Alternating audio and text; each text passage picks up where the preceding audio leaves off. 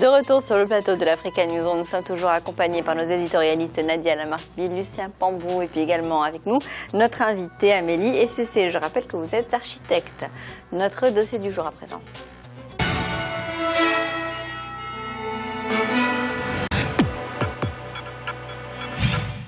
Conséquence de l'exode rural, Bamako, la capitale, doit faire face à une forte hausse démographique. Conséquence, la municipalité doit faire face à de nombreux défis dans l'urbanisation croissante de Bamako et sa périphérie, mais aussi la gestion des déchets. Reportage de notre correspondant au Mali, Idrissa Sangaré. Bamako, ville propre, telle est la politique, la philosophie des nouvelles autorités du Mali. La capitale malienne fait face à une croissance démographique sans précédent, ce qui engendre une forte production de déchets solides. Le défi de salubrité est de plus en plus grandissant et dépasse très souvent la seule responsabilité des mairies de la ville aux Trois Caïmans, d'où la nécessité de mettre en œuvre des politiques d'assainissement coordonnées. La ville de Bamako, avec ses 6 communes, compte près de 3 millions d'habitants. Repartie sur 245 km², elle est traversée par le fleuve Niger. Mais la ville présente deux facettes. Tout d'abord, les immeubles villas qui poussent comme des champignons et qui témoignent de l'augmentation du pouvoir d'achat des habitants de la capitale malienne. Ensuite, il y a ça, des tonnes de déchets solides qui jonchent les rues. Par jour, chaque habitant de la capitale malienne produit entre 500 grammes et 1 kg de déchets. Ainsi, près de 3000 m3 de déchets sont collectés et répartis quotidiennement entre les 9 dépôts de la capitale malienne et seulement 42% sont évacués en dehors de Bamako, soit 966 m3. Donc Bamako s'élargit de jour en jour et cela va avec la production des ordures, des déchets qui croissent avec la population, avec l'urbanisation. Comme vous l'avez dit, c'est à peu près en tout cas un peu moins de 3000 m3 de déchets par jour qui sont produits à Bamako. C'est beaucoup. Je dois avouer que c'est beaucoup. C'est pourquoi j'ai dit qu'il faut que nous renforcions aussi les capacités des structures chargées de l'enlèvement des ordures. Pour traiter ces déchets, un programme d'urgence a été mis sur pied afin de transporter près de 290 000 m3 de déchets solides en dehors de Bamako, ou vers les deux dépôts de la ville. Le gouvernement a fait appel à plusieurs sociétés pour transporter les déchets solides vers les carrières de latérite en arrêt d'exploitation depuis quelques années et qui doivent être remplis pour servir de zones d'habitation ou devant accueillir des espaces publics comme les marchés. Tel est le cas du dépôt de Doumanzana en commune 1 du district de Bamako. Dans le plan de lotissement, c'est un marché. Mais il ne peut pas servir de marché tant qu'on n'a pas rempli le trou. Peut-être à faire des aménagements. Nous, on a envisagé quand même un plan d'aménagement, une plateforme où on pourrait vraiment remplir jusqu'à une certaine hauteur. Et finalement, le marché allait transférer ici. Donc c'est ici, par rapport à ici qu'on a bâti tout le programme d'urgence d'assainissement. C'est-à-dire la destination des ordures, c'était ici à Doumanzana, où on devrait vraiment faire un aménagement, décaper et remplir le ravin là, faire des aménagements pour recevoir le marché. Le fait de débarrasser les sites de ces dépôts, nous remercions infiniment le ministère tutelle pour cette action menée. Mais il ne faut pas que l'action soit menée une seule fois, que l'action soit continuelle, donc que ça soit de façon pérenne. Rendre la ville propre, certes, mais d'autres utilisations peuvent être faites de ces déchets solides. À côté des actions gouvernementales, une association dénommée Debo Golobé lutte à sa manière contre les sachets plastiques qui constituent près de 40% des déchets solides de la capitale malienne. L'association collecte, stérilise et transforme les plastiques en produits divers, très souvent destinés à des utilisations domestiques en général, des poubelles ou des bâches pour hangars.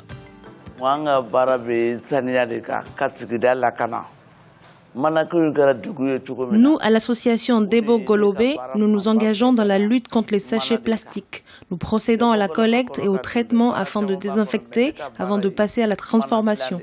Nous sommes engagés dans la protection de l'environnement. Le plastique est un problème qui ne concerne pas seulement le Mali, c'est une affaire de tous et il faut lutter contre.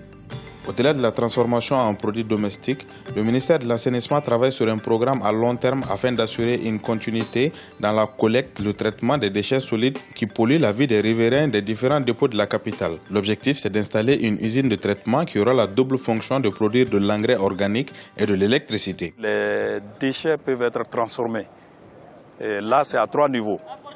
Il y a une partie qui est biodégradable, qui peut être transformée en fumier organique.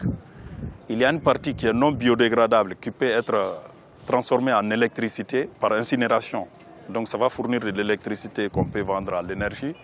Et il y a une partie qui ne peut être utilisée ni pour la fabrication de la fumure, ni pour l'incinération. Donc en ce moment-là, cette partie serait destinée à l'enfouissement. Tout ça c'est prévu dans notre plan d'action avec les partenaires stratégiques. Parce qu'il ne sert à rien de transporter les ordures, les déchets, de les amener dans la décharge finale et puis de les laisser là. Parce que s'ils ne sont pas transformés, ne sont pas valorisés, finalement votre décharge finale, au bout de quelques mois, sera pleine. Elle ne pourra plus contenir de nouveaux déchets. Donc c'est vraiment un processus qui est en marche.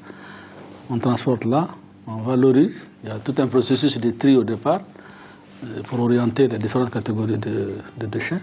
Bamako Ville Propre, une réalité, une ambition que tous les acteurs de l'assainissement préconisent. La mise en place d'un système efficace de collecte et de traitement, la formation des acteurs du secteur et un soutien des pouvoirs publics sont les points clés du projet Bamako Ville Propre. Une loi sur l'importation, la transformation et l'utilisation des plastiques non biodégradables a été votée par l'Assemblée nationale et doit être promulguée par le président de la République.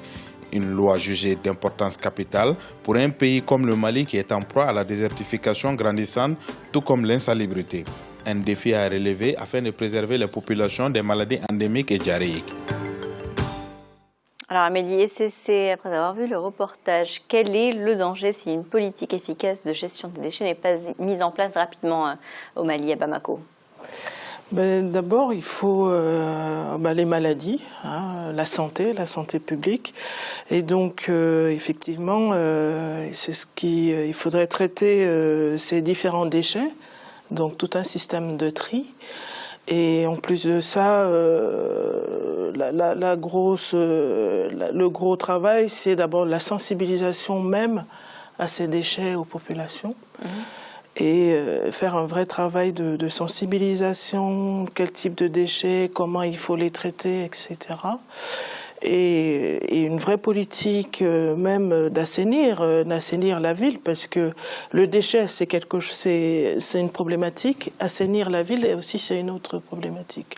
Alors dans le reportage, on voit que les solutions trouvées, ce sont des solutions surtout qui sont à court terme. On va pousser toujours les déchets plus loin sur le territoire.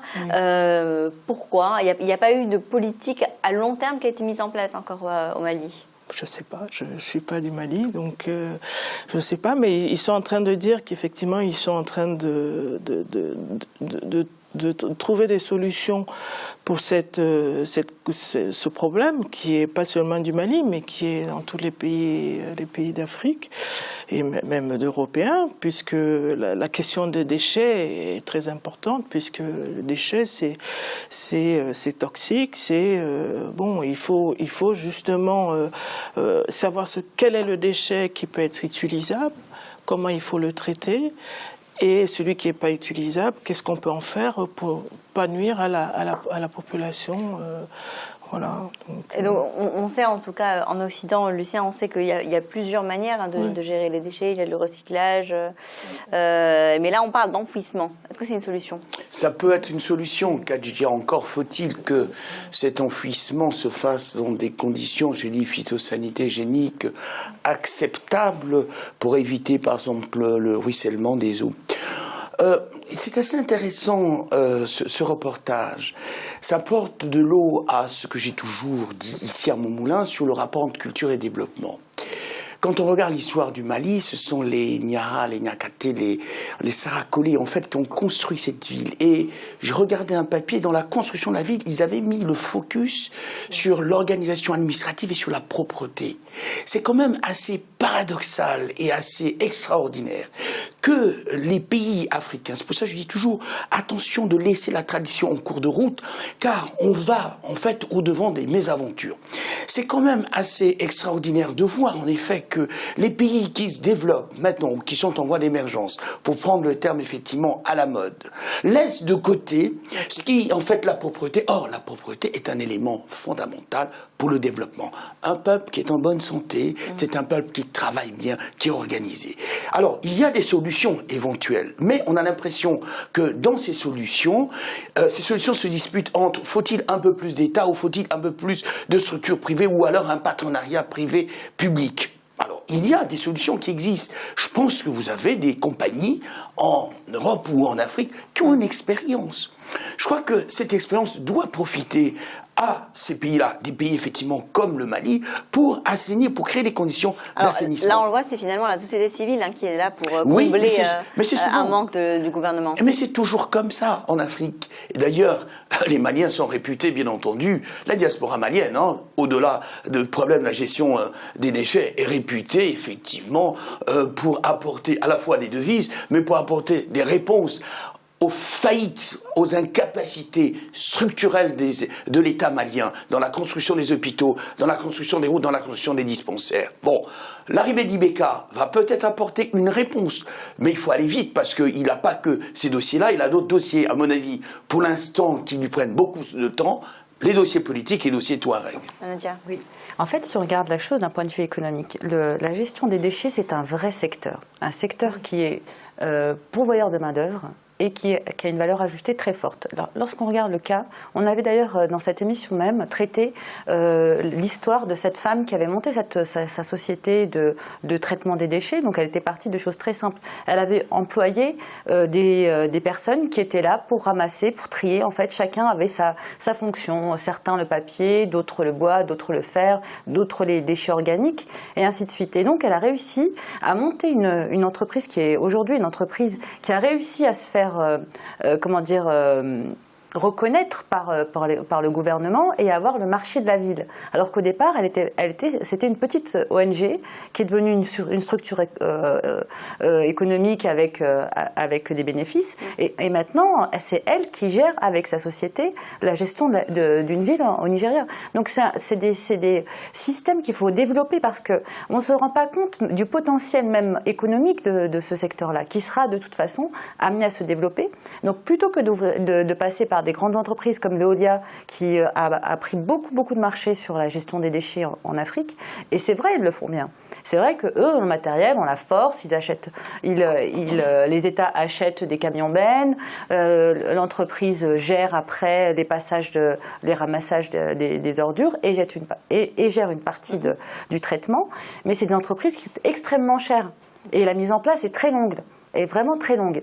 Donc plutôt que de passer par ce type de structure-là, Lucien a tout à fait raison, il faut revenir à des systèmes à taille humaine et peut-être commencer à faire travailler aussi la population, les impliquer un peu plus aussi dans ce processus de gestion des déchets.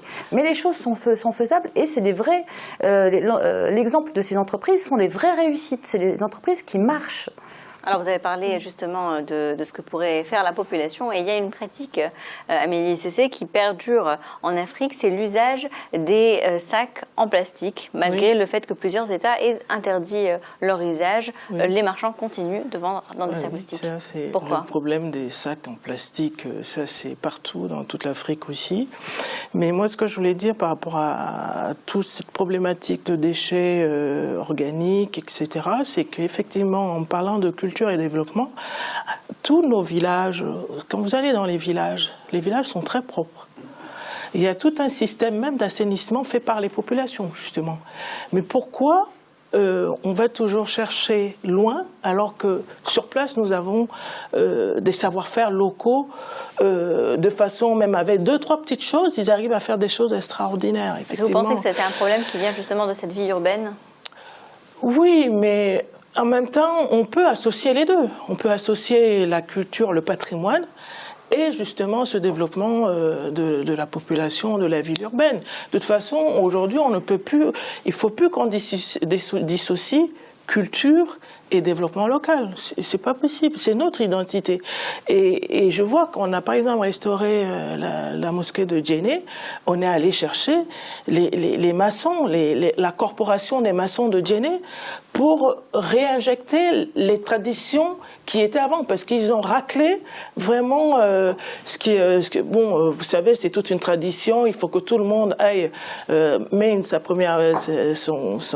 boule de terre pour pouvoir participer à la restauration de cette mosquée. Mais il y a toute une culture constructive qui est là, qui avait été plus ou moins un petit peu écartée, et on a réinjecté cette technique traditionnelle qui s'avère vraiment extraordinaire, puisque c'est... Mais est-ce que les techniques traditionnelles peuvent aujourd'hui permettre de gérer les déchets du quotidien des Maliens de Bamako, quand on sait qu'il y a des matériaux qui sont modernes et qui ne sont pas toujours... Je ne dis pas qu'il faille séparer. Je pense qu'avec ces traditions, on peut justement appuyer la recherche pour améliorer les conditions pour que justement on puisse traiter ces déchets. Mais en même temps, je veux dire que l'homme il est ingénieux, donc que ce soit avec la modernité ou avec le traditionnel, on arrivera à gérer les déchets de la ville. Donc je pense qu'il faut justement, à juste titre, associer les populations, sensibiliser les populations, essayer de voir ce qu'on faisait avant dans nos villes. Parce qu'avant, c'était aussi des villes. C'était même, puisque des villes, c'était des royaumes. Puisque quand même, Mali, c'est la charte du Mandingue. Voilà, c'est ces références historiques. Et donc, je pense qu'il y a nos anciens qui sont là, qui savaient faire les choses avant, même avec les petits moyens, et avec la technologie aujourd'hui, on peut associer les deux et arriver justement à trouver des solutions locales pour que justement chacun puisse trouver son compte dans ce problème de déchets, puisque vraiment c'est une véritable plaie pour... Alors Lucien, est-ce que l'environnement est une question, on peut dire que l'environnement est une question d'éducation ? Oui, bien sûr, forcément. L'environnement, la prise en compte de l'environnement, la considération de l'environnement, le traitement de l'environnement, bien entendu, passe par l'éducation. Regardez ce qui se passe globalement en Afrique. C'est à regretter fortement. Tous les pays africains sont engagés dans des programmes d'installation d'infrastructures. Très bien. Bon, mais quand vous regardez par exemple les chaussées qui sont construites, on construit des caniveaux, mais dans les caniveaux on trouve des déchets. Oui.